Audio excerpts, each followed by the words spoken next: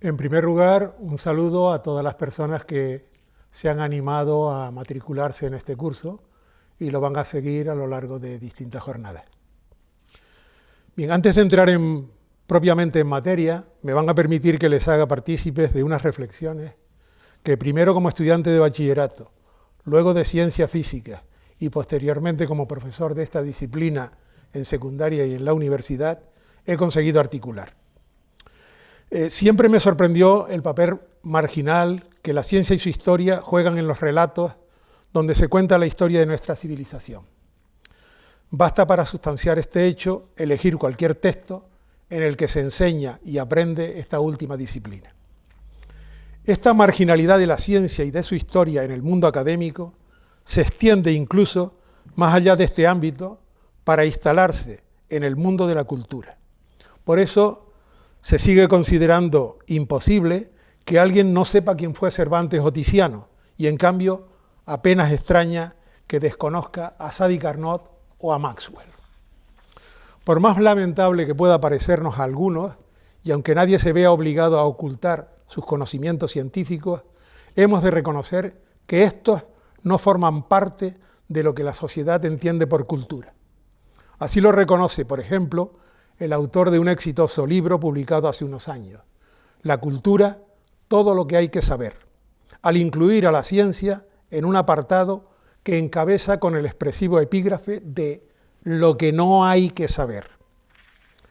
Esta escisión entre lo que el científico y novelista Charles Peirce Snow etiquetó en su momento como las dos culturas, explica que en los recurrentes debates sobre educación reaparezca una y otra vez la polémica entre ciencias y humanidades como si estas disciplinas fueran antitéticas. Y ello a pesar de que, de vez en cuando, estos polemistas o los historiadores de la filosofía o las mentalidades no puedan evitar, cuando se remontan a los momentos fundacionales del pensamiento crítico, hacer mención, siempre con gravedad, a la importancia que una disciplina científica, la matemática, tuvo en la articulación de los sistemas de Platón y Descartes, cuya influencia en la conformación del pensamiento occidental es imposible soslayar, o que cuando teorizan sobre la revolución científica se vean obligados a referirse al papel central jugado por la astronomía en la nueva ubicación del hombre en el mundo, o que al hablar de ética y moral en nuestros días no puedan soslayar la importancia de la manipulación genética o que bla, bla, bla, bla. La lista es larga. Estas menciones y referencias, sin embargo, son en general superficiales y en muy pocas ocasiones descienden a la esencia de lo que se discute. ¿Se explica acaso de forma inteligible lo que significa el modo matemático de ver el mundo y las pretensiones que animaban a toda esa pléyade de pitagóricos que pueblan la historia de la filosofía o la ciencia? ¿O cuál es el contenido sustancial del principio de relatividad de Galileo y cuál su importancia en el proceso de afianzamiento del copernicanismo? ¿O el impacto que tuvo sobre el pensamiento de la época la unificación conseguida por Newton con su teoría de la gravitación universal? Puede resultar extraño entonces que todo ese conocimiento del que parecen prescindir historiadores y filósofos apenas forme parte del bagaje cultural del ciudadano medio y que a éste le resulten totalmente ajenos los modos de pensar en ciencia. La ciencia, su importancia en la historia de la ciencia en suma, parece ser una parte prescindible de la historia universal. Y sin embargo, ¿quién en su sano juicio dejará de reconocer el papel que la química jugó a lo largo del siglo XIX como factor esencial en el desarrollo económico y por ello social y político de la civilización occidental? ¿Negará alguien la mutación cultural que supuso la teoría de la evolución darwiniana? ¿Sería comprensible nuestro mundo sin la energía eléctrica o sin la revolución que supuso la escisión del átomo? ¿Se entendería nuestra civilización sin los ordenadores, el teléfono móvil, Internet y las redes sociales? ¿Sería posible desconocer las implicaciones económicas y éticas que se desprenden de los avances de la ingeniería genética? ¿Cuáles son las razones de este olvido y de este silencio? Sin duda, en ello ha jugado un papel importante el escaso interés que los propios científicos, al margen de honrosas excepciones, han mostrado por la propia historia de sus disciplinas, de tal modo que en muy pocas ocasiones se han creado cátedras desde las que impulsar la investigación en historia de la ciencia y su paralela inclusión como materia reglada en los currículos de las diversas carreras universitarias. O se ha potenciado la formación de grupos de presión que trasladen a la opinión pública el contenido y la importancia cultural de su quehacer, divulgando la ciencia. Podríamos atribuir esta actitud de escaso interés por la historia de la ciencia al hecho de que toda obra científica, a diferencia de lo que sucede, por ejemplo, con la obra literaria, es por su propia naturaleza perecedera, pues no en vano gran parte del conocimiento científico se construye negando, borrando el saber previo. Su historia sería, pues, un inventario de fracasos y, como tal, de escaso interés desde la perspectiva de la ciencia. No desearía transmitir la impresión de que los científicos no hayan sentido en ningún momento interés por la historia de sus disciplinas o por la historia de la ciencia en general, pero sí es cierto que la preocupación ha sido minoritaria, porque lo importante para ellos ha sido dejar su impronta en la ciencia, convirtiéndose en agentes de la historia más que en observadores de la misma. Hacíamos mención al inicio de la charla de la mínima atención que se le prestaba a la ciencia en los textos de historia. Queremos aquí señalar que en los textos de ciencia tampoco se presta la atención debida tanto al papel que la historia en general y la historia de las ideas en particular han podido jugar en la elaboración de las teorías científicas, como al proceso de construcción de las diversas teorías que en estas exposiciones parecen haber surgido de la nada. El estudio de las disciplinas científicas, tal y como se contempla en los programas académicos en la actualidad, presenta una serie de graves inconvenientes que ahondan la decisión cultural de la que nos estamos ocupando. En primer lugar, la desconexión entre materias que obliga al alumnado a tratar estas como si fueran unidades aisladas en sí mismas.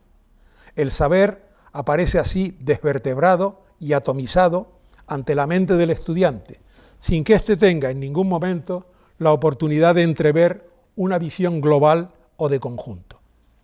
El segundo de los inconvenientes proviene de la tendencia a convertir las ciencias en simples saberes operativos.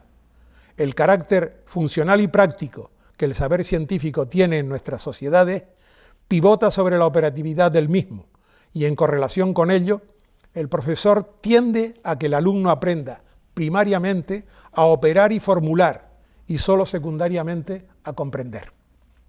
El tercero es que, si bien explícitamente no se enseña la historia de la ciencia como tal, implícitamente aflora a través de los distintos contenidos y lo hace en la mayor parte de las ocasiones de forma inconexa y errada. Se transmiten así visiones deformadas, difíciles de erradicar posteriormente y que acaban consolidándose como estereotipos o concepciones ideológicas alienantes. Por otra parte, desde el campo de la filosofía y la historia, y por causas que tienen que ver con el centro de interés de cada una de estas grandes disciplinas, con las dificultades intrínsecas de la propia materia científica y con la deficiente formación que historiadores y filósofos reciben en ciencia, ha acabado asumiéndose que, como señala Gillespie, el lenguaje ordinario falla siempre, en alguna medida, cuando intenta dar cuenta de los hallazgos de la ciencia.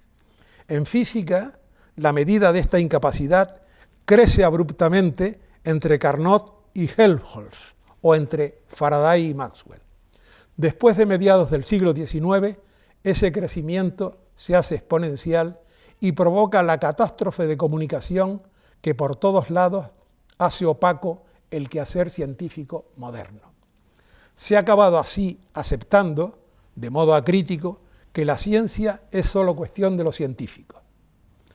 No resulta pues extraño que, historiadores y filósofos, a los que se ha venido considerando durante excesivo tiempo como los grandes mandarines de la cultura, hayan hecho suya la conclusión anterior y marginen, con las excepciones de rigor, a la ciencia en sus exposiciones históricas y filosóficas.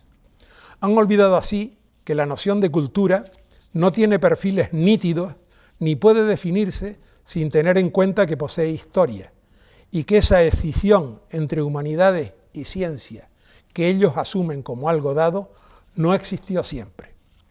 En consecuencia, el enorme valor educacional de la historia de la ciencia no es percibido como tal por las comunidades universitarias objetivamente más próximas a ella. Los científicos en general piensan que el pasado tiene escaso valor para el futuro. Los filósofos no sienten especial interés por la ciencia natural ni por su lenguaje específico, y los historiadores, próximos también a los filósofos en ese desinterés, se han mantenido ajenos al hecho de que la ciencia tiene una dimensión humana que corre paralela a su aparente inhumanidad, que es parte significativa de la historia humana y no solo un esfuerzo por desvelar aspectos no humanos y no históricos de la realidad. El resultado final que esta breve cata sobre la actitud académica de científicos, filósofos e historiadores pone de manifiesto no es otro que la ausencia casi generalizada de esta materia en el nivel universitario. Ausencia que tiene repercusiones obvias tanto sobre aquellos que aquí hemos estudiado, pasando más tarde a enseñar ciencia, filosofía, historia, etc., porque difícilmente puede enseñarse aquello que se desconoce, o a investigar en historia, como sobre los textos que manejamos y utilizamos en cualquiera de los niveles educativos y en estas disciplinas, escritos habitualmente por personas para las que la historia de la ciencia carece de entidad. Nuestra aproximación al tema que nos ocupa va en la línea de mostrar la importancia de la historia de la ciencia, no solo como parte sustancial de la historia, sino como forma de acercar el conocimiento científico a todos los que, como el colectivo al que va dedicado este curso, por razones diversas, se han apartado de él. Intentaremos enseñarles ciencia en su contexto histórico, para que ellos, a su vez, conociéndola y entendiéndola, la transmitan a sus alumnos. A modo de muestra, incluiremos en el curso varios tópicos que tienen que ver, como desvelaremos, con asuntos de profundo calado, ejemplos prácticos del interés que la historia de la ciencia tiene para la comprensión de la génesis y desarrollo de los conceptos científicos y de cómo puede utilizarse esta para ampliar la cultura científica, más bien la cultura sin adjetivar de la sociedad civil. De todo esto tienen que saber los profesores de cualquier especialidad. Gracias. Mi compañera María Isabel González y la que les habla, Ana Coello, seremos las encargadas de impartir el segundo módulo dedicado a las matemáticas en nuestro curso. Ambas somos profesoras del Departamento de Matemáticas del IES Realejos. 1800 es un año en el que, como cualquier otro, en el que la influencia revolucionaria francesa se extendía por Europa.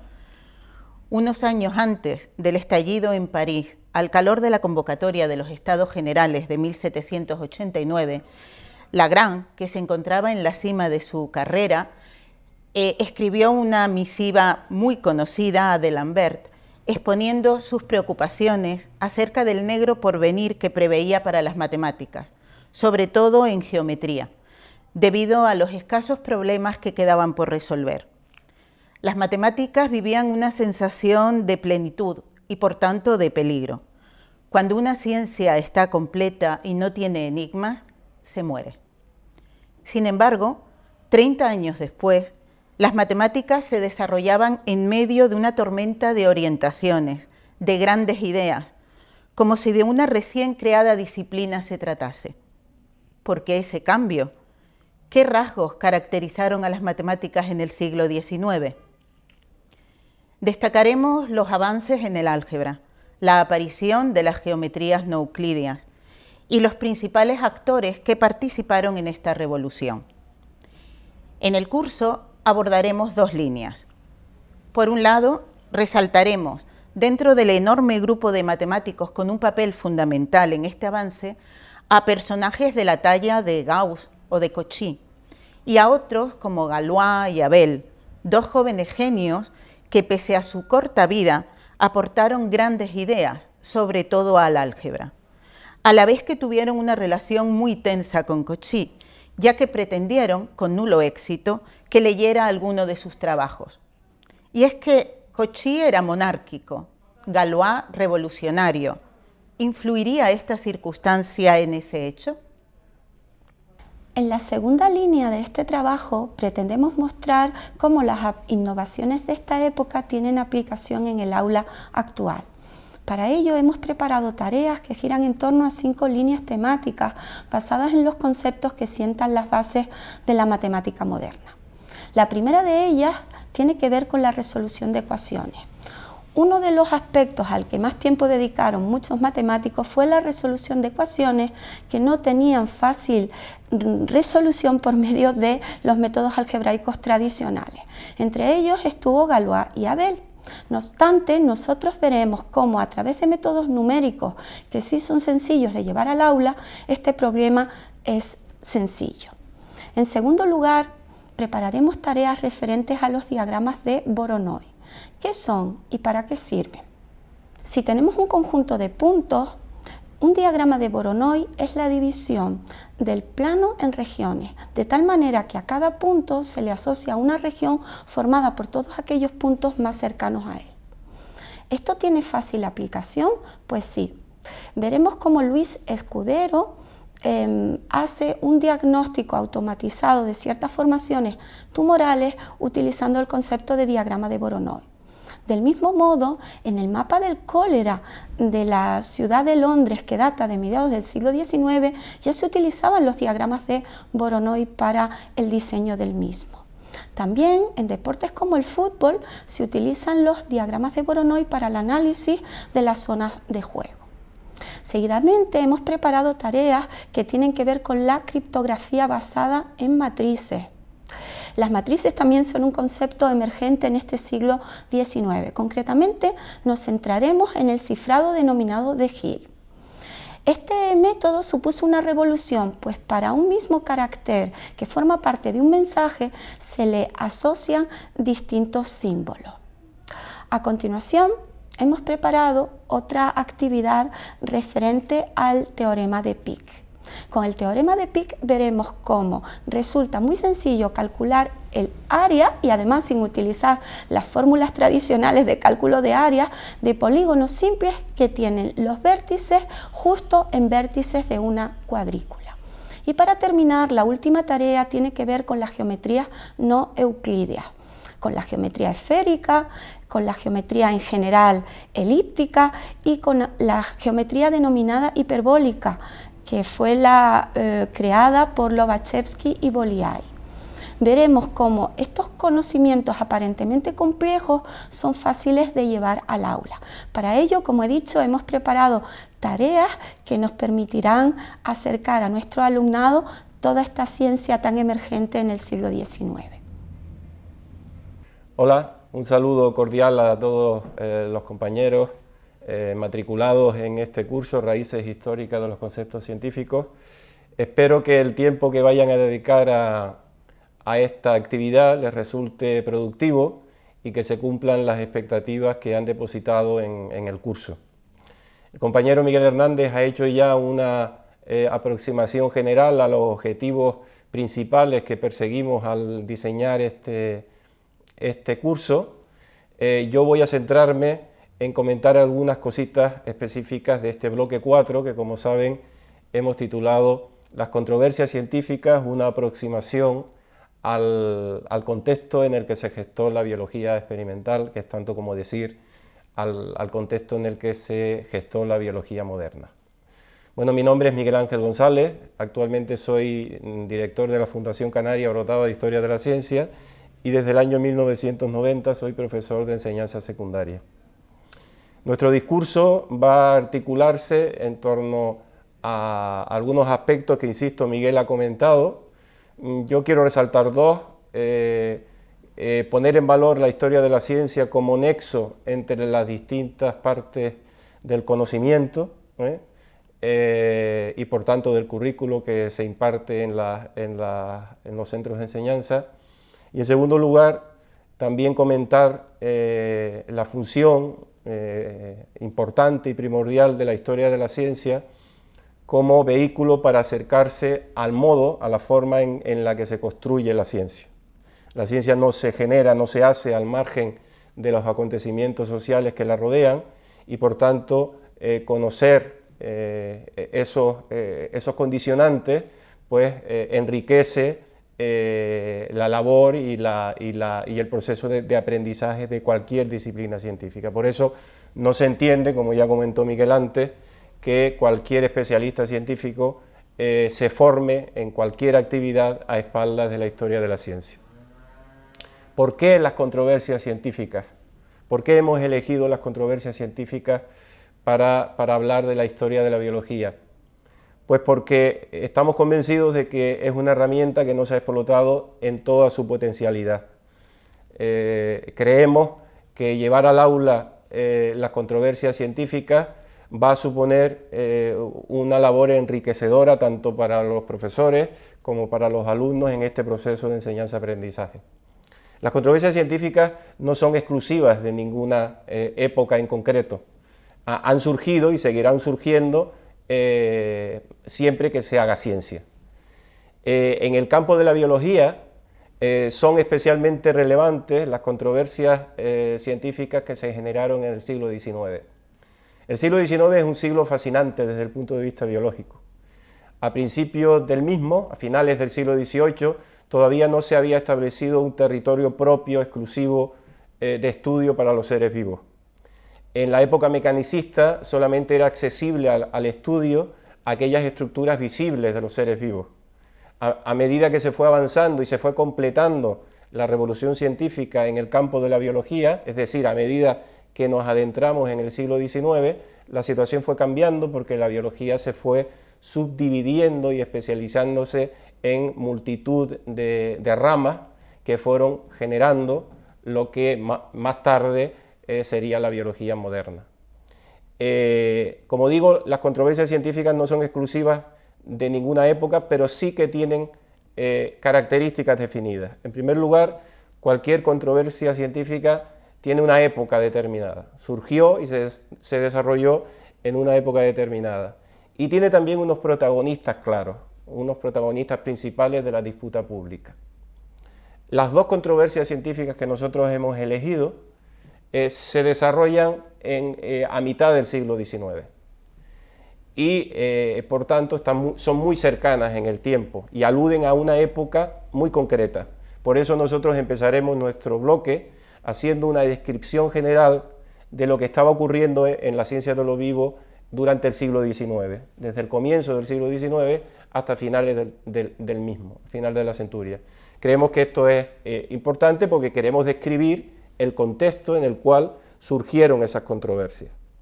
La primera controversia que vamos a tratar fue la que sostuvieron Louis Pasteur y Félix Pouchet alrededor del tema de la generación espontánea. Y la segunda tiene que ver con la disputa pública que se entabló entre Ignaz Semmelweis y Johann Klein alrededor del tema de la asepsia. Ojo, no confundir el tema de la asepsia con el tema de la antisepsia, que aunque son dos conceptos que están relacionados, no quieren decir exactamente lo mismo. Entonces, en ambos casos, tanto en una controversia como en otra, haremos una descripción general del tema, es decir, una pequeña historia del tema que originó la disputa pública, tanto la generación espontánea como la asepsia. Nos fijaremos luego en los personajes, tanto en Pasteur como en Pouchet, como en Semmelweis y Klein, porque es importante hablar de sus personalidades, hablar de sus vivencias, de su biografía, porque todo eso influye en la manera en la que atacan el problema en cuestión. Y también, como no podía ser de otra manera, hablaremos del contexto social. Y entonces, en ese momento, introduciremos algunas actividades algunas cositas que sugerimos que se podrían llevar al aula para aplicar en este momento, en el proceso de enseñanza-aprendizaje, pues todo aquello que cualquier disputa científica pública, cualquier controversia, nos puede ayudar en ese proceso. Una de las cositas que sugerimos, por ejemplo, es pues, dividir una clase en partidarios de uno de los personajes y la otra mitad en defensores de la opción opuesta, y que los alumnos mismos se asesoren e intenten defender el punto de vista de cada uno de los personajes que protagonizaron la controversia. También vamos a proponer una serie de cuestiones que serán resueltas por las personas matriculadas y que luego, ya diremos cómo, tendrán que subir a la plataforma, no para evaluarlos a ellos, sino para evaluar la actividad, que es lo que nos interesa a nosotros, ¿no? Tenemos que evaluar la actividad, el curso, no solamente porque sea un requisito oficial que nos obligan a hacer por el tema de la homologación, sino porque nosotros mismos queremos mejorar futuras ofertas de este mismo curso y recoger las sugerencias que nos hacen. Tengo que decir que existe un tercer bloque que está dedicado a la química, que va a llevar a cabo nuestra compañera Guillermina Martín, pero que hoy no ha podido estar con nosotros. Tiene que ver con la historia de la química, y en el material, en futuras comunicaciones que hagamos, pues hablaremos de esa parte que, como digo, será llevada por nuestra compañera, profesora también de secundaria, Guillermina Martín. Nada, simplemente terminar y decirles que próximamente seguirán recibiendo instrucciones acerca de la manera en la que seguir el curso, y que deseamos todos, las personas que estamos implicadas en él, que les sea de agrado y que puedan obtener todo aquello que esperan de él.